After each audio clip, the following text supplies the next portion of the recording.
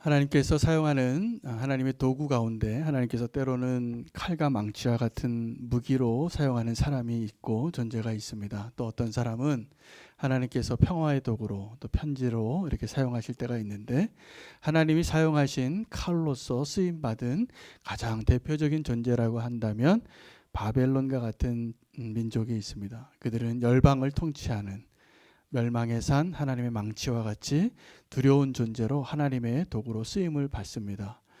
그런데 오늘 본문에 이 예후라는 사람은 하나님에게 붙잡혀 있는 칼로서 쓰임 받은 사람입니다.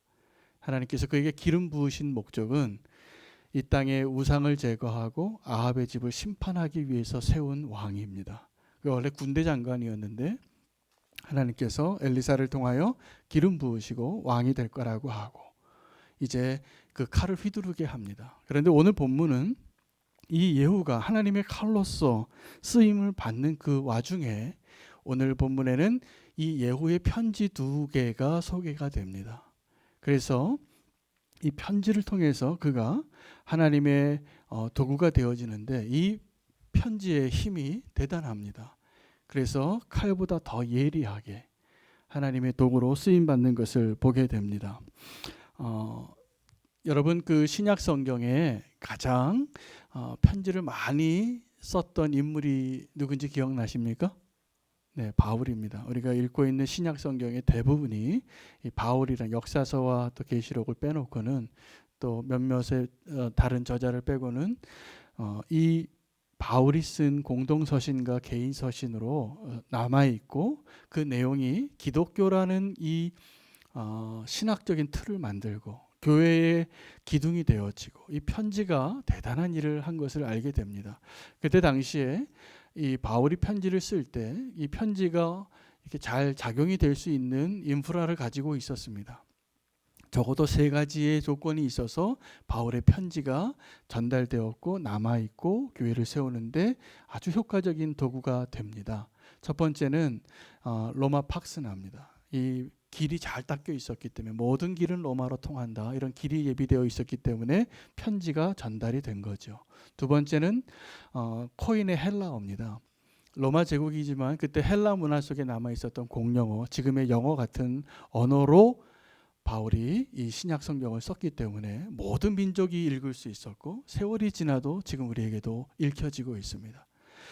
세 번째 조건이 있다면 그때 당시에 우편 통계 체계가 그때 당시에 그 편지를 전달할 수 있는 그런 우편 체계가 1970년대 미국 수준이었습니다.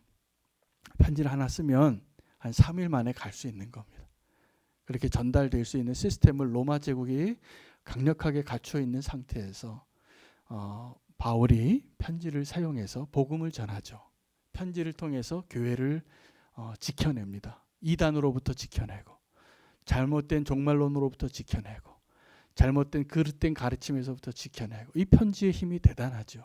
지금도 우리는 이 편지의 그 유익을 우리가 얻게 되는 건데, 무슨 이야기냐면 그 편지가 지금도 전달되고 있다라는 거예요. 2000년 전에 바울이 썼던 그 편지가 지금 우리가 읽고 있는 이 편지, 이 서신이 지금은 성경으로 한 권으로 묶여서 신약 성경이라는 책으로 하나님의 말씀으로 우리에게 남겨져 있고, 그 편지의 능력과 영향력이 대단하다는 것을 우리는 꼭 기억했으면 좋겠습니다. 오늘 이 예후가 편지를 2통을 쓰는데 첫 번째 편지는 선전포고였습니다. 2통을 쓰는 첫 번째 누구에게 쓰냐 하면, 지금 이 예후는 이스라엘에 있는데 자기가 갈 곳이 어디냐면 사마리아입니다. 왜 사마리아를 가야 되냐면 예후의 아들들 70명이 남아있는 거예요. 아합의 아들 70명이 남아있는데 그 아합의 아들 70명을 다 죽이는 게 하나님의 뜻이고 그가 감당해야 될 사명이죠. 칼이니까. 하나님 그렇게 예언하셨고 이 아합의 집을 다 내가 멸하리라고 예언한 대로 이제 그 일을 이루어야 되는데, 이 예후가 길랏 라못에서 기름 부음 받고 왕이 된 다음에 이 이스라엘에 와서 2 왕을 죽였습니다. 이 이스라엘에서 편지를 쓰는 건데 사마리아에 있는 아들들에게, 그 사마리아의 성 안의 지도자, 그 왕자의 교사 영적인 지도자들이겠죠. 장로들에게 편지를 씁니다. 자, 너희에게 70명의 아들이 있지 아니하냐? 왕자가 있지 아니하냐? 그 중에서 가장 어질고 왕이 될 만한 사람 한 명을 택하라. 그리고 그 왕으로 세우고 너에게 군사가 있고 칼이 있고 창이 있고 성읍이 있으니 이제 너의 주를 위하여 싸우라. 라고 그 지도자들에게, 장로에게 편지를 쓴 겁니다. 그들이 어떻게 답변을 했을까요? 네, 그들이 고민한 흔적이 성경에 나옵니다. 그들이 막 이 편지를 받고 고민하는데 어떤 고민을 했냐면 저 예후가 두 왕도 제거했는데 우리가 되겠느냐 그렇게 생각하고 결론을 내리죠. 어떻게 결론 내리냐면 우리는 당신의 종이요. 우리는 절대로 왕자를 세워서 왕을 세우고 싸우지 않겠어. 당신이 뭐라고 요구하는 대로 우리가 이제 당신을 따르겠습니다라고 말합니다. 그 회신을 받고 예후가 한 번 더 편지를 써요. 또 한 번 편지를 쓰는데 이번 편지에는 한번 싸우라고 선전포고한 것이 아니라 이제 너희가 내 편인 것을 증명하라. 너희가 지금 항복하겠다고 했는데 당신을 따르는 종이 되겠다고 했는데 당신들이 내 편이라면 지금 내가 말하는 것을 행하라. 근데 그 내용이 너무나 감당하기 어려운 거예요. 뭡니까? 자기네들이 보호하고 또 지켜고 모셔왔던 그 왕자 70명을 죽여서 그 목을 나에게 보내라는 거예요. 머리를. 그들이 고민합니다. 근데 고민하고 진짜로 그 왕자들의 머리를 바구니에 담아서, 여러분 왕자 70명의 사람의 머리를 바구니에 담아올 때 그 모든 과정과 모습들을 한번 상상해 보십시오. 이건 살육입니다.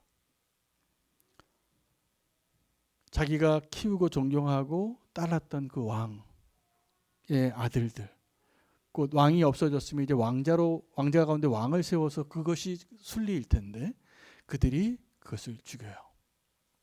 무슨 말이냐 하면 예후는 칼 한 번 휘두르지 아니하고 하나님이 원하시는 것, 그리고 자기가 해야 할 그 일들을 완벽하게 해내요. 그래서 오늘 이 장면을 보면 그 세상에서 말하는 이 말이 정말 진리예요. 펜이 칼보다 더 강해요. 이 편지를 받고 그들이 자기 스스로 고민해서 알아서 백기를 들고 알아서 예후가 해야 할 일들을 자기네들이 하는 거예요. 이전에 이세벨을 동일한 방식으로 예후가 죽입니다. 예후가 두 왕을 죽이고 오니까 이세벨이 창밖에 서서 너 주인을 죽인 시므리여 평안하냐 이렇게 물었을 때 그 이야기를 듣고 이 예후가 그 자기네 편에 있는 사람들, 그 성, 이스라엘 성, 높은 성에 있는 사람들에게 물어. 여기서 내 편이 있냐고. 근데 두세 사람의 내시가 고개를 내미니까 그럼 너희가 저 여인을 베서 던지라. 거기서 베지는 않았어요. 던지라 그랬어요. 그 던져서 그 떨어진 이세벨을 나중에 예후는 발로 밟았을 뿐이에요. 나중에 개들이 다 먹고 형체가 없어지고 머리와 손과 발만 남아있어 이것을 누구라도 이세벨이라 하지 못할 것이다 라고 말할 정도로 그 하나님의 심판이 이루어지는데 처참하게 이루어질 때 예후는 이때도 자기 칼을 쓰지 않았어요. 사실은 칼을 쓰는 데 있어서는 그때 당시에 예후보다 더 잘 쓰는, 칼 잘 쓰는 사람이 없었겠죠. 여러분, 하나님께서 칼을 사용하실 때가 있고요. 펜을 사용하실 때가 있습니다. 하나님의 선지자는 하나님께서 편지를 쓰신 거예요. 그때 당시에 하나님께서 이제 칼로 심판해야 할 그 시대에 그 성 안에 이제 하나님의 칼이 임하기 전에 편지를 쓰신 게 선지자의 존재의 의미예요. 여러분, 이 땅에 먼저 믿는 자로서 우리가 교회가 존재하는 이유도 아주 동일합니다. 우리는 하나님이 쓰신 편지예요. 우리가 이 땅에 존재하는 그 이유가, 그 목적이 하나님의 진짜 칼날이 임하기 전에 너희가 어서 돌아오라. 너희가 어느 편인지 분명히 해라. 너희가 싸울 건지 안 할 건지, 누구랑 싸울 것인지 결정하라. 이게 그 편지의 목적이었어요. 여러분, 지금도 저와 여러분은 이 세상을 향하여 그러한 편지의 내용을 전할 수 있는 자로 서야 합니다. 그래서 우리는 이 세상을 향한 하나님의 소망이 되는 그런 존재로 살아야 되는데 이 일이 잘 이루어지지 않는 이유가 있습니다. 그 편지가 도달하지 않는 거예요. 그 편지가 내용이 바뀌는 거예요. 여러분, 하나님께서 우리 인생 가운데 쓰신 그 편지의 내용은 하나님이 우리를 사랑하셔서 구원하시고 이 복음을 경험하게 하신 거예요. 오늘 이 자리에 있는 저와 여러분은 다 그 은혜를 경험했잖아요. 하나님이 우리의 인생 가운데 쓰신 그 편지의 내용이 뭐냐면 내가 너 같은 죄인도 용서하고 사랑하고 구원하겠다. 그 편지 기억나십니까? 여러분 인생 가운데 하나님 쓰신 편지의 내용 그거 아시고 계시죠? 우리는 그 편지를 받은 사람이에요. 근데 하나님께서 이제 우리에게 그 편지를 누군가에게 전하기로 결정하셨고 보내셨는데 그 일이 잘 이루어지지 않고 있는 것입니다. 그 편지를 어디로 보냈냐면 사마리아로 보냈어요. 이스라엘에서 사마리아로. 이 예후가 다음 주 본문에는 사마리아로 갑니다. 가서 바알의 제사장들과 바알의 우상 숭배하는 자들을 성 안에 다 가두고 다 죽이는 일을 해요. 이거 더 많이 죽여요. 오늘은 예후가 칼을 쓰지 않고도 하나님이 원하셨던 하나님의 목적을 이루는 그 모습을 우리에게 보여주고 있는데 하나님께서 그 예후의 칼을 통하여서 심판을 하시기 전에 예후가 편지 쓰게 하신 거잖아요. 그래서 그 편지로 사실은 하나님 뜻이 다 이루어집니다. 70명의 아들을 원래는 예후가 직접 가서 칼을 휘둘러서 다 죽여야 될 대상이었어요. 아합의 집안의 남은 자들이니. 이 일이 있고 난 다음에 이 예후가 그 이스라엘 안에 있는 아합의 집에 속한 모든 사람들을 죽입니다. 그의 친구들까지 제사장까지 그에 속한 모든 사람들을 다 칼로 죽입니다. 자, 그런데 이 사마리아에서 배달되어 온 아합의 아들 70명의 머리가 너무 많아서 여러분 한번 상상해 보세요. 볼링공 70개가 얼마나 많은가. 이게 그냥 말로 표현할 게 아니라 여러분 캄보디아 같은 데 가면 해골로 쌓아놓은 탑이 있잖아요. 정말 살육의 현장인 거죠. 이 사람 머리 70개의 머리를 양쪽에 쌓아놓고 하룻밤을 지냅니다. 그리고 예후가 그 다음날 아침 일찍 백성들을 다 불러요. 그리고 그걸 보라. 그러고서 말한 게 무슨 말이냐면 이거예요. 자, 너희는 의롭도다. 나는 내 주를 배반하여서 죽었거니와 이 여러 사람을 죽인 자는 누구냐라고 묻습니다. 누구에게 물었냐면 백성들에게 물었습니다. 여러분 한번 대답해 보십시오. 이 많은 사람 아들들 70명을 누가 죽였습니까? 누가 죽였나요? 한번 대답해 보세요. 누가 죽였어요? 네? 감사합니다, 권사님. 한 명만 대답하셔도 됩니다. 누가 죽였습니까? 말씀하셨잖아요. 네, 선생님들이 죽였죠. 장로들이 죽였죠. 우리는 알고 있어요. 오늘 그 역사의 내용을 아니까 그들이 알아서 그들이 배서 배달했습니다. 이게 정답인데 예후가 얘기하고 싶은 이야기는 이 얘기가 아니에요. 하나님이 하셨다는 걸 얘기하는 거예요. 너희는 죄가 없도다. 나는 주인을 배반했지만 이 여러 사람을 죽인 이는 누구냐? 하나님이 하셨다는 걸 이야기하는 거예요. 이것을 너희가 알라. 하나님께서 아합 집에 남은 자를 다 죽이겠다고 엘리야 때 예언했던 그 일을 지금 하나님이 다 이루고 있는 것을 너희가 알라는 거예요. 그래서 오늘 본문에 보면 하나도 빠짐없이 하나님께서 완벽하게 하나님 뜻을 이룬다는 표현이 3번 나와요. 하나님의 말이 하나도 땅에 떨어지지 아니하리라. 아합 집에 70명의 그 머리가 하나도 남지 않고 다 죽임을 당하더라. 그리고 그 집안에 그 이스라엘 성 안에 아합에 속한 집안의 모든 사람이 하나도 남지 않고 다 죽임을 당하더라. 그런 또 한 번 살육이 일어나는데 이 예후가 이스라엘에서 사마리아로 가다가 42명의 사람을 만나요. 근데 그 사람들이 누구냐면 남유다 아하시아 왕의 형제들이에요. 친척들이었어요. 그들이 지나가는 예후를 만나고 예후가 그 아하시아 왕 또 아람 왕의 군대 장관이었으니까 이 사람들이 누구냐, 너희는 누구냐라고 물으니까 대답을 너무 순진하게 대답하는 거죠. 우리는 아하시아 왕의 형제들이고 친척들인데 지금 이스라엘의 문안드리러 가고 있다고. 그 얘기를 듣자마자 예후가 어떻게 했습니까? 한 사람도 남기지 말고 다 죽이라. 그래서 42명을 또 다 학살해요. 엄청난 사람들이 지금 그 칼에 다 죽임을 당하는 이 장면 가운데 예후가 한 말을 우리는 좀 기억해야 할 필요가 있습니다. 예후가 뭐라고 말하냐면 너희는 의롭도다. 이것을 영어 성경에는 그냥 의롭다가 아니라 너희가 innocent, 너희는 죄가 없다.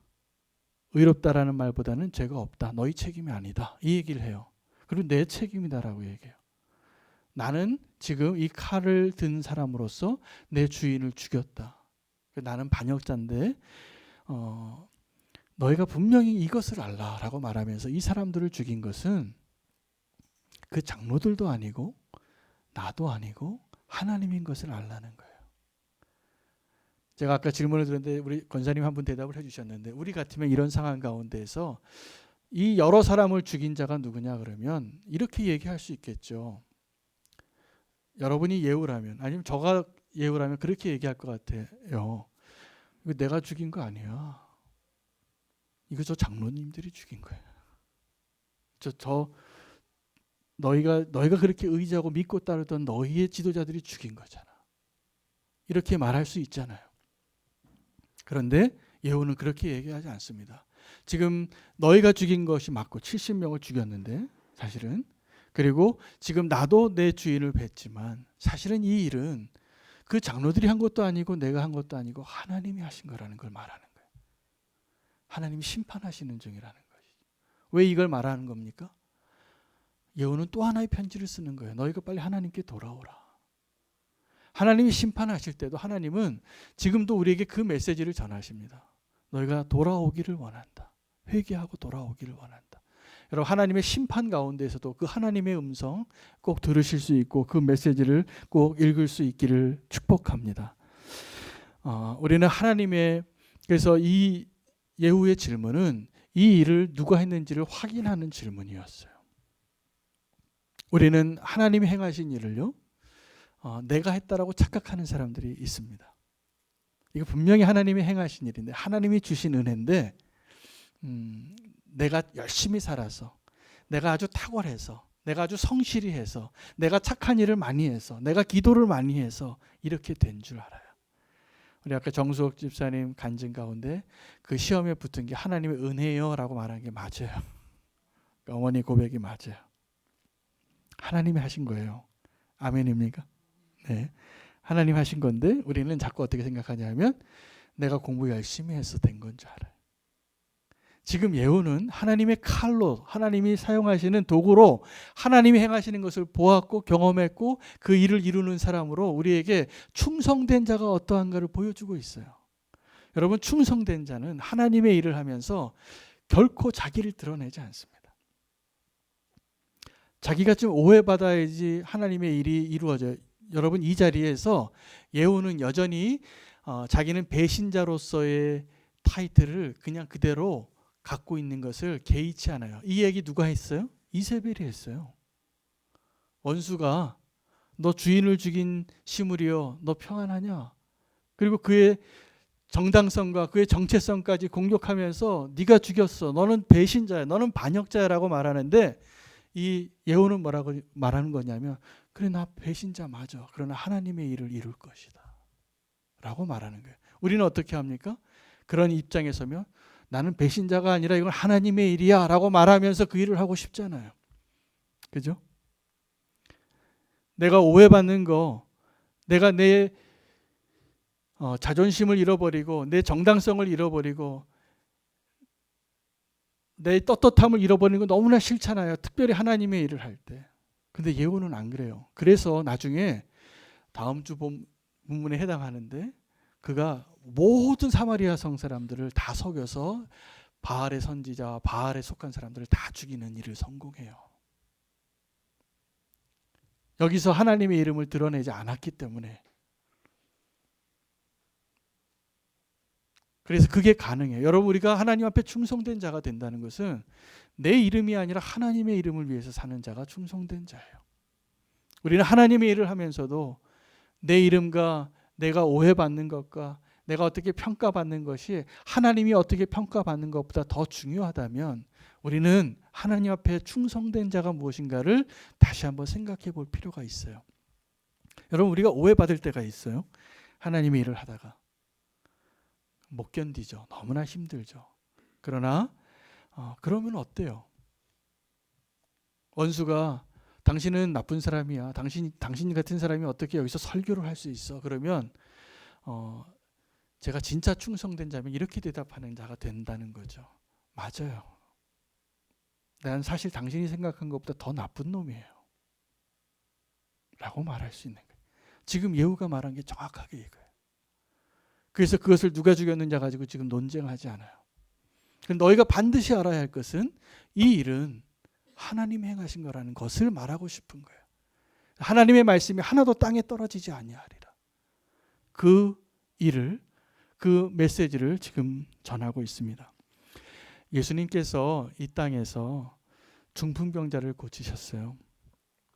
그때 그 중풍병자를 고칠 때 사람들이 그 예수님에게 돌아온 사람도 있었고 예수님을 또 도리어 반발한 사람도 있었는데 왜 반발을 했냐면 예수님께서 이 중풍병자를 고치면서 자, 병자여 이제 네가 나음을 받았으니 네 상을 들고 일어나 걸어라 라고 말하지 않으시고 네 죄가 사함을 받았느니라 라고 말씀하셨기 때문에, 그러니까 그 이야기가 거슬려서 신성모독이다. 그 예수님을 죽이고 싶은 마음이 막 일어난 사람들에게 설명을 해주세요. 예수님께서 내가 이 말을 의도적으로 했다는 거예요. 인자에게 죄를 사하는 권세뿐만이 아니라 병을 고치는 권세뿐만이 아니라 죄를 사하는 권세가 있다는 것을 너희로 알게 하려고. 여러분, 우리가 주님께 충성하는 자가 되기를 원한다면 우리를 부르시고 우리를 보내시는 그분이 어떠한 분이시고 어떠한 능력이 있고 어떠한 의도를 가지고 계신지를 분명히 알아야 합니다. 그래야 충성할 수 있고 그래야 하나님의 뜻 안에 설 수 있는 것입니다.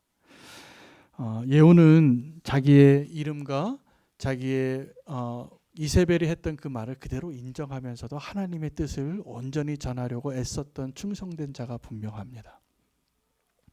여러분, 충성된 자가 되기를 원하십니까? 하나님 앞에? 아멘입니까? 우리가 하나님 앞에 충성된 자로 서기를 하나님이 원하신다고 저는 믿어요. 그래서 오늘 이 말씀을 전하면서 우리 저와 여러분이 하나님 앞에 내가 누구 편인지 분명히 해야 돼요.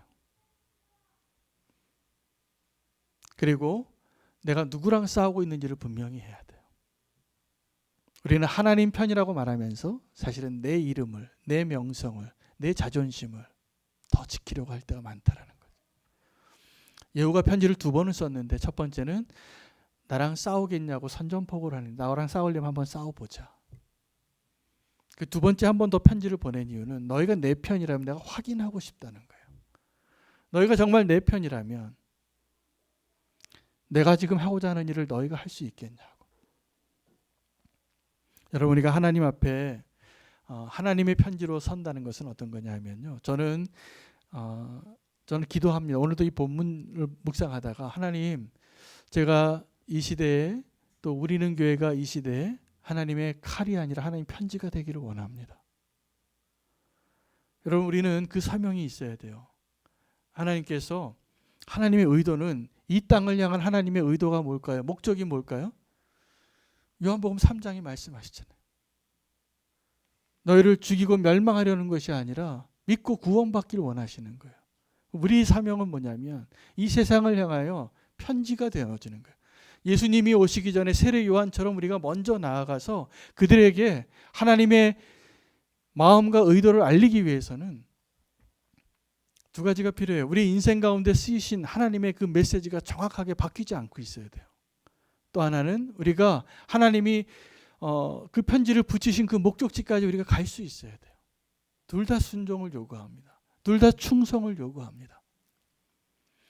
그 일을 위해서 이 예후가 남아있는 이 아합의 집안이 아니라 남아있는 모든 이스라엘에게, 사람들에게, 뭇 백성에게 요구하는 거예요. 너희가 이제 하나님을 따를 것인지 이 바알을 따를 것인지 택하라는 거죠. 아합의 집안을 심판하면서 이전에 엘리야 선지자가 그랬던 것처럼 450명대 한 사람으로 싸우면서, 사실은 그때 엘리야가 상대했던 대상은 바알 선지자 450명이 아니에요. 잘 본문을 보세요. 엘리야가 정말 다루고 싶고 얘기하고 싶고 전달하고자 했던 그 상대는 바알 선지자 450명이 아니라 머뭇거리고 있는 이스라엘이었어요. 머뭇거리고 있는 이스라엘에게 오늘 너희가 누가 진짜 하나님인지를 알라. 그리고 택하라. 예후가 지금 요구하는 편지의 내용도 동일해요. 너희가 정말 내 편인 것이 분명하며 이제 하나님이 하려고 하는 그 일을 행하라. 여러분, 우리가 하나님 앞에 충성하려고 할 때 하나님의 편지에는요, 인사만 담겨 있는 게 아니에요. 메시지만 담겨 있는 게 아니에요. 하나님의 마음과 의도가 담겨 있어요. 여러분, 그 하나님의 마음과 의도를 발견하는 게 오늘 우리가 이 말씀을 듣는 목적입니다. 저에게 어머니를 제가 한 일주일에 한 번씩 찾아봬요. 오늘도 저녁에 제가 찾아뵐 거예요. 예배를 드리고 저녁에. 근데 어머님이 저를 기다리는 걸 제가 알아요. 근데 어머님이 매번 전화 걸면 야, 바쁜데 오지 말라고. 목회하는데 뭐 바쁜데 나까지 신경 쓰지 말라고. 권사님이 그렇게 저에게 얘기하는데 저는 그 전화 너머로 말씀하시는 그 어머니의 목소리를 들을 때마다 느껴지는 게 있어요. 내가 안 가면 얼마나 마음이 허전하실까. 얼마나 보고 싶어 할까. 남편도 보내시고 지금 몇 개월 안 되셨는데. 여러분, 이게 편지에 담겨있는 하나님의 메시지 안에 있는 하나님의 마음이 전달된 사람하고, 편지에는 그렇게 쓸 거예요. 오지 말라고. 그런 사실은 보고 싶다고. 이게 진짜 메시지인 거예요. 여러분, 세상을 향하여서 우리가 하나님의 편지로 무엇을 전해야 되냐면, 오지 말라라고 편지를 들고 가지만 우리가 전할 때는 보고 싶다라는 말을 전하는 게 우리의 사명이에요. 하나님이 칼을 보내시는데 사실은 편지를 보내시면서 너희가 멸망당하는 걸 내가 보고 싶지 않다라는 게 하나님의 마음이에요. 그러면요, 가야 돼요. 근데 그 하나님의 마음을 알지 못하는 사람은 편지에 오지 말라고 했으니까 오지 말아야지 라고 끝나는 거예요. 우리는 하나님이 보내신 편지입니다. 예후가 칼을 쓰기 전에 자기가 먼저 편지를 보낸 거예요. 왜요? 자기는 칼 쓰고 싶지 않았어요. 예후가 가서 그 칼을 썼으면 사마리아에 있는 모든 사람을 죽여야 되는데, 이 예후가 하나님의 심판을 할 때마다 아합의 집과 또 바알에게 속한 자와 여호와를 섬기는 자, 아합에게 속한 자와 그렇지 않은 자 자꾸 분리해요. 왜요? 그렇지 않은 사람 죽이고 싶지 않은 거예요.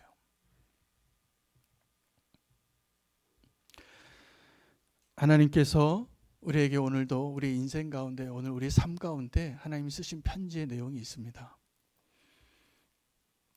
그 편지를 우리가 전할 수 있다면 누군가에게는 기회예요. 제가 보기에는 하나님께로 돌아올 수 있는. 근데 편지를 전하는 우리가 하나님의 마음을 좀 알고선 가야 될 것 같아요. 그거 없이 자꾸 전도하는 게 문제 같아요. 잘못 전해요. 그냥 교회에 오는 게, 이 휴지 하나 받고 교회 오는 게 전도가 아니에요. 사실은 저는 도리어 정반대로 그게 우려스러워요. 정말 예수 그리스도의 사랑이 어떠한 것인지, 하나님 우리를 얼마나 사랑하셨는지 그것을 알고 하나님께로 나와야 하는데, 우리 이 자리에 사람 채우는 게 교회가 존재하는 목적이 아닙니다. 우리가 정말 하나님의 그 사랑을 온전히 전하고 복음을 전하는 것이 우리의 존재의 목적이에요. 하나님 우리를 얼마나 사랑하시는지, 주님이 원하시는 그러한 삶을 살아내고 그러한 성도로 존재하고 그러한 교회로 이 세상의 어둠을 비치는 자가 되어서 하나님의 칼이 임하기 전에 우리가 사람들에게 이 소망의 복음의 메시지를 전하는 자가 되어지는 것이 저와 여러분이 꼭 해야 할 일입니다. 예후가 참 충성되더라고요. 하나님의 일을 하는 데 있어서 자기를 부인하고 있더라고요. 자기의 진짜 모습을 알더라고요. 그래서 그가 왕이 되고 싶어서 지금 칼을 휘두르는 게 아니라는 걸 알겠어요. 정말 하나님의 마음으로 이 이세벨의 음행과 술수가 너무 많아서 이 땅에 평안이 있겠느냐, 이게 정말 예후의 마음이에요. 오늘 우리의 마음 가운데도 하나님의 마음으로 바라보고 기도하고 다가가고 그 전달할 수 있는 하나님의 편지가 되기로 결단하시기를 축복합니다. 오늘 하나님 저희에게 쓰신 그 내용이 그거예요. 사실 하나님의 사랑이죠. 하나님의 칼이 임하기 전에라도 우리가 그 사랑의 메시지를 전할 수 있는, 그래서 한 사람이라도 더 구할 수 있는 하나님의 편지가 되시기를 축복합니다. 그 편지를 받는 누군가를 살릴 겁니다. 살리는 그 일 가운데 저와 여러분이 꼭 쓰임 받기를 축복합니다. 기도하겠습니다. 사랑의 주님, 우리가 하나님의 마음을 헤아릴 수 있는 예배자가 되기를 원합니다. 내가 원하는 것을 내가 원하는 방식으로 예배하는 자 되지 말게 해주시고, 하나님의 마음과 의도를 깨닫고 주님이 원하시는 모습 가운데 서게 하셔서 하나님의 뜻이 이루어질 수 있는 충성된 자가 되게 해 주시옵소서. 오늘도 우리 삶 가운데 쓰신 그 편지의 내용을 온전히 전달하고 내가 먼저 알고 그것을 알리는 자가 되게 하여 주시옵소서. 예수 그리스도 이름으로 기도합니다.